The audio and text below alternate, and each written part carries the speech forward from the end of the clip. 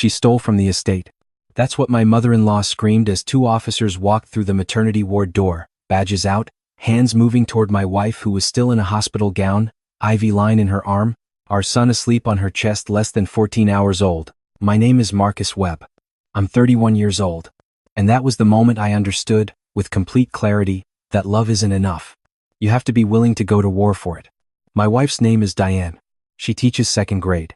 She makes lesson plans on Sunday afternoons with coffee going cold beside her keyboard. She cried at our rehearsal dinner because my grandfather gave a toast and mispronounced her name twice and still somehow said the most beautiful thing anyone has ever said about her. She is the most genuinely decent person I have ever known. And none of that mattered to my mother-in-law for even a single second. Let me back up. My mother-in-law had never approved of Diane. Not from the first dinner, not after the engagement, not after the wedding, not once in 4 years of marriage. Her objections were never stated directly. They came wrapped in pleasantries, little comments dropped at the edge of conversations like small knives. She's so sweet, but does she really understand what our family expects? She seems comfortable being average, doesn't she? I'm sure she tries her best.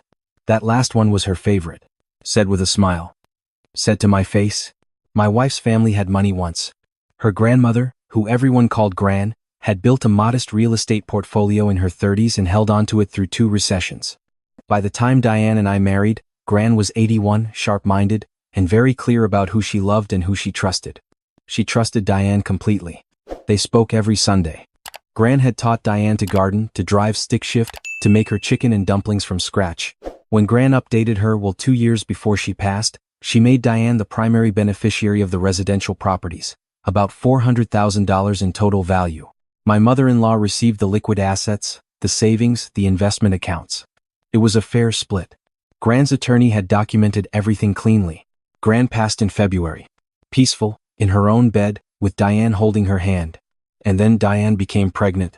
And then, 7 months later, at 11 in the morning on a Thursday in October, while our son was still learning how to breathe outside of his mother's body, 2 officers from the county sheriff's department walked into room 214 of Riverside Memorial Hospital and told my wife she was under arrest for fraud, forgery, and elder financial abuse.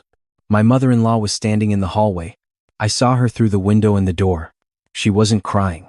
She wasn't conflicted.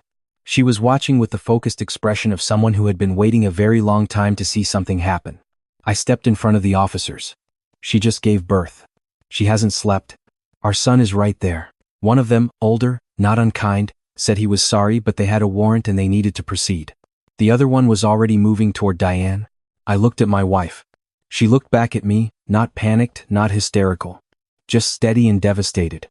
She handed our son to the nurse without being asked. She didn't fight. She didn't raise her voice. She said, quietly, "Please be careful with my IV." They let her remove the IV line herself. They walked her out in a hospital gown with a blanket around her shoulders because I grabbed it off the bed and threw it at the officer and said at minimum, "Let her have that." I stood in that room alone for 30 seconds. Our son in the bassinet, cord clamp still on, the monitor still beeping. The blanket Diane had brought from home still folded on the chair. The card from her second graders taped to the wall that said "We love you MS." Webby in 12 different colors of marker. Then I picked up my phone. My college roommate's name is Joel. He is a forensic accountant. He had been at our wedding, was my son's godfather, and had been in the waiting room 3 hours earlier eating vending machine pretzels and pretending not to be emotional about becoming an uncle. I called him before I called anyone else. He picked up on the second ring and said, "Is everything okay? Is the baby okay?" I said the baby is fine. My wife just got arrested. My mother-in-law filed charges. There was a silence. Then Joel said, "Don't touch anything in the estate documents. Don't call your mother-in-law. Don't make any statements. I'm coming up." He was in the room within 20 minutes. He had already pulled up the public filing on his phone before he walked through the door. The complaint alleged that Diane had coerced Gran into amending her will 18 months before her death, that she had forged Gran's signature on a revised property transfer document, and that she had manipulated an elderly woman with diminished capacity to redirect assets away from the rightful heirs. The filing included a copy of an amended will that I had never seen before. I said, "That document does not exist." Gran's attorney handled everything. Joel said, "Then someone created it after the fact. Let's find out who." I called Gran's attorney that afternoon.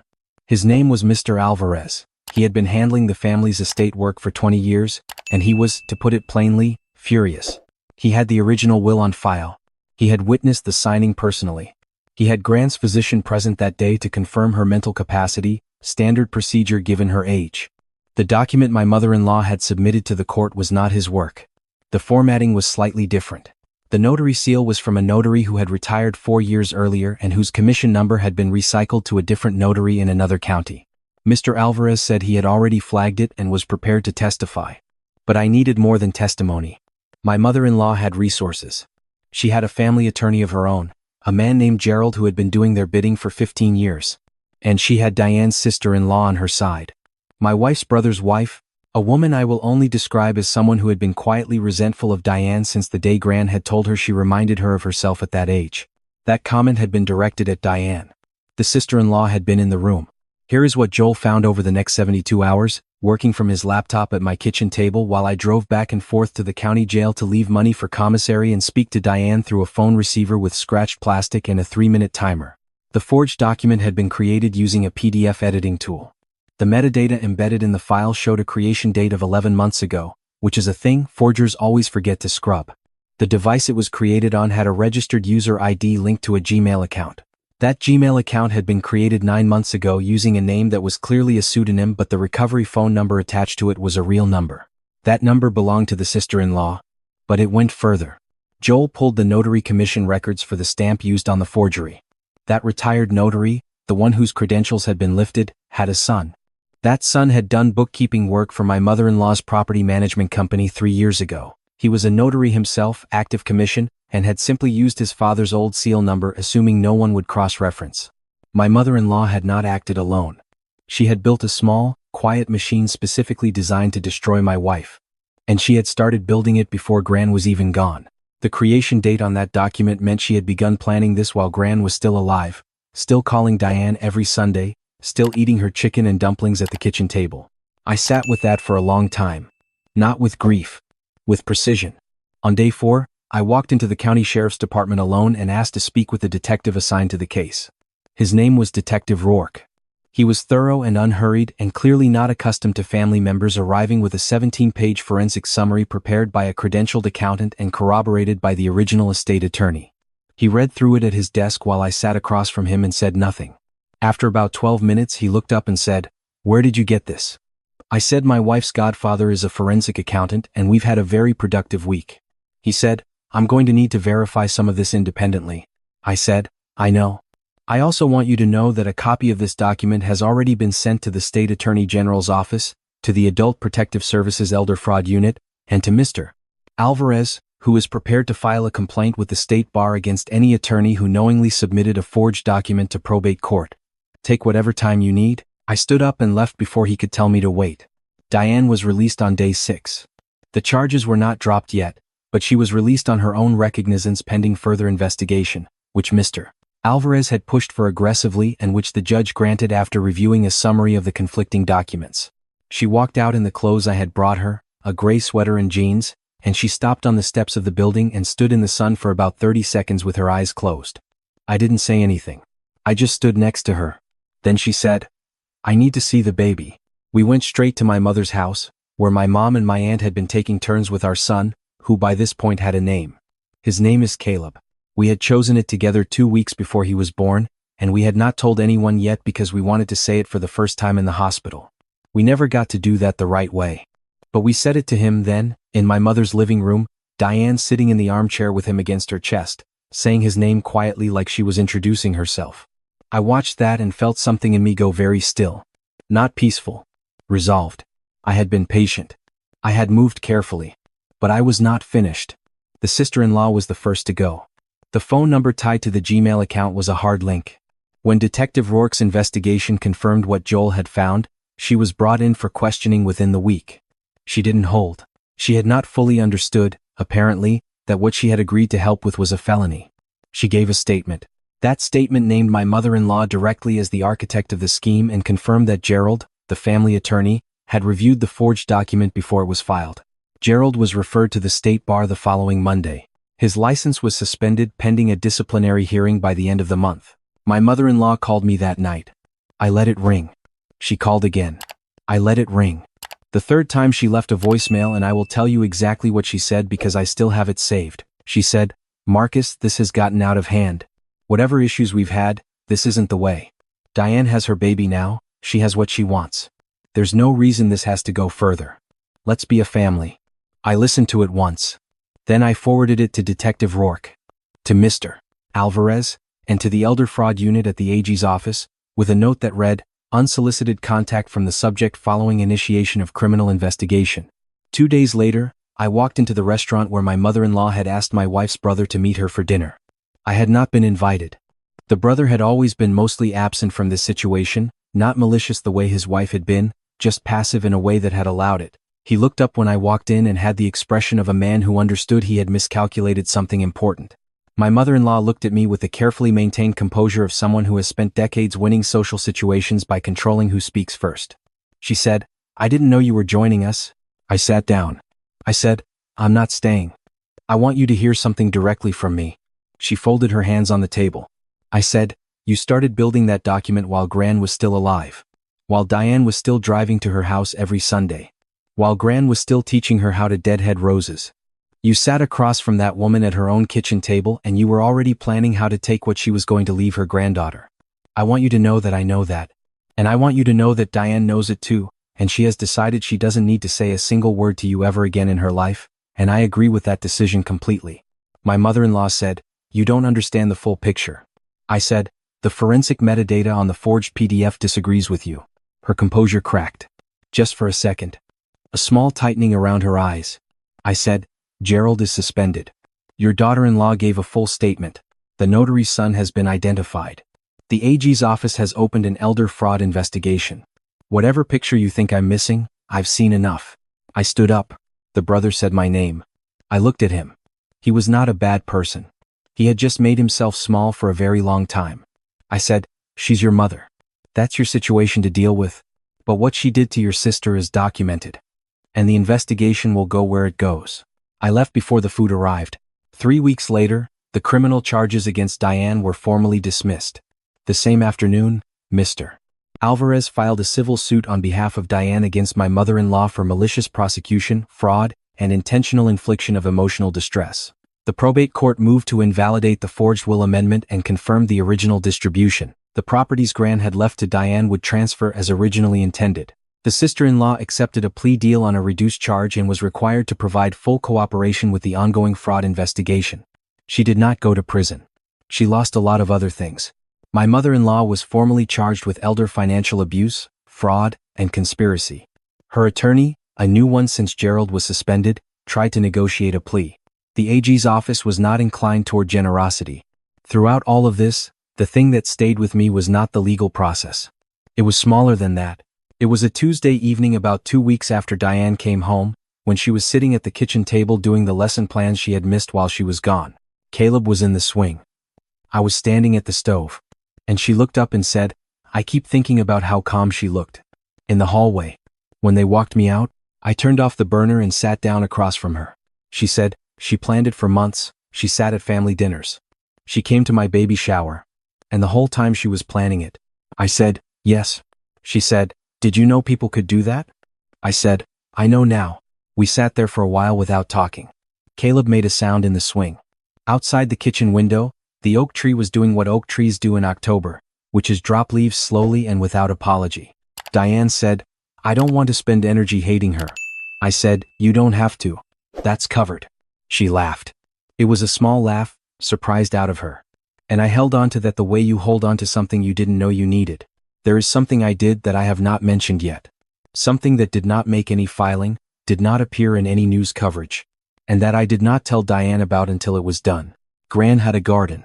Behind her house, which was now in the process of transferring to Diane, there was a half-acre garden that Gran had kept for 30 years. Raised beds, a small greenhouse, a stone path Diane had helped her lay when she was 19.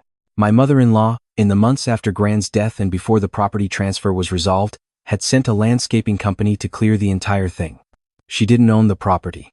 She had no legal authority. She just did it because she could, because no one was watching, because she wanted to erase something that mattered to Diane. I found out about it from a neighbor who had known Gran for 20 years and who called me, voice shaking, to tell me what she had watched them do. I documented everything. The neighbor's testimony. The landscaping company's work order, which I obtained through a records request filed under the neighbor's name. The date, which was 3 weeks after Gran's death, before any legal dispute had even begun. I added it to the civil suit as an additional count of destruction of property. But also, quietly, I bought everything back. I found the same heirloom tomato varieties Gran had grown. The same climbing roses. I found a garden designer who specialized in restoration work, and I gave her photographs the neighbor had taken over the years and asked her to rebuild it as close to what it had been as possible. I did not tell Diane. I just paid for it and waited. We got the keys to Gran's house on a Friday in December. The civil suit had settled by then, the terms of which I will not detail except to say that the settlement covered the garden restoration and considerably more. I drove Diane out there on a Saturday morning. Caleb was with my mother. The drive was about 40 minutes and Diane spent most of it looking out the window. When we pulled up and she saw the garden through the fence, she went very quiet. She got out of the car and walked to the gate and stood there for a moment. Then she looked back at me. She said, "How?" I said, "The neighbor had photos. The designer was incredible." She turned back to the garden. She put her hand on the gate latch and then she cried. Not softly, not gracefully. She cried, the way you cry when something you thought was gone has been returned to you, and the grief and the relief arrive at exactly the same moment, and your body doesn't know which one to feel first, so it feels both. I stood next to her and didn't say anything because there was nothing to say. My mother-in-law was convicted on 2 of the 3 charges 8 months after the arrest. The 3rd charge was reduced in exchange for a full financial restitution agreement.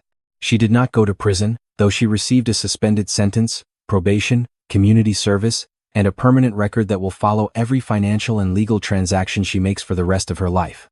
Her name was in the local paper twice. The second time, the headline described her as a grandmother convicted in elder fraud scheme targeting her own family. I did not read the article. I didn't need to. The brother calls occasionally. He is working through what he knows about his mother, about his wife's role, about his own years of looking away. I do not make it easy for him and I do not make it impossible. He is trying. Diane decides, week by week, how much of that trying she wants to engage with. I follow her lead. Diane went back to her classroom in January. Her second graders made her a banner that said "Welcome back MS. WB" in the same 12 colors as the one from the hospital. She came home that day and put it on the refrigerator next to a photo of Caleb sleeping on my chest at 3 in the morning. Both of us ridiculous, both of us exactly where we were supposed to be. I think about what my mother-in-law believed she was protecting.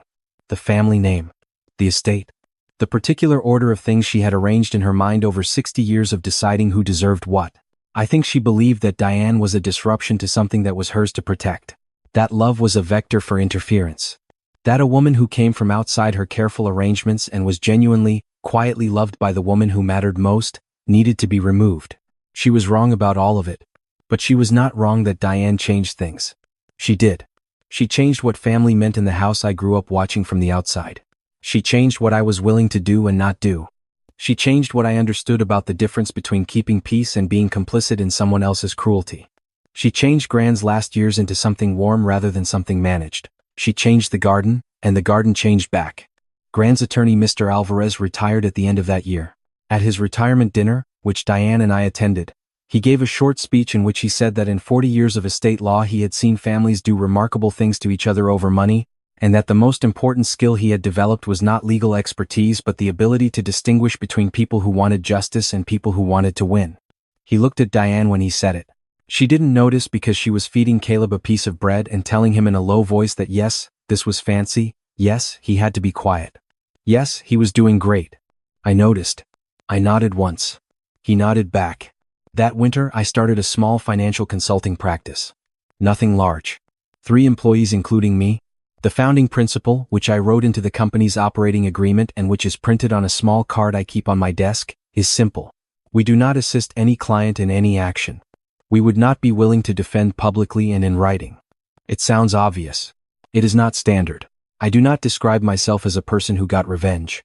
I am not interested in that framing. I am a person who watched someone try to use the legal system as a weapon against my wife, who was feeding our son when they came for her, and I decided that the same system could be used to tell the truth. That is all I did. I told the truth loudly enough and specifically enough that the people paid to respond to it had no choice but to do so. My wife still makes lesson plans on Sunday afternoons. The coffee still goes cold. Caleb is old enough now to pull himself up on the coffee table and look at her papers with the focused expression of a person who has opinions. She explains everything to him. What the words are, what the letters mean, why the pictures are there.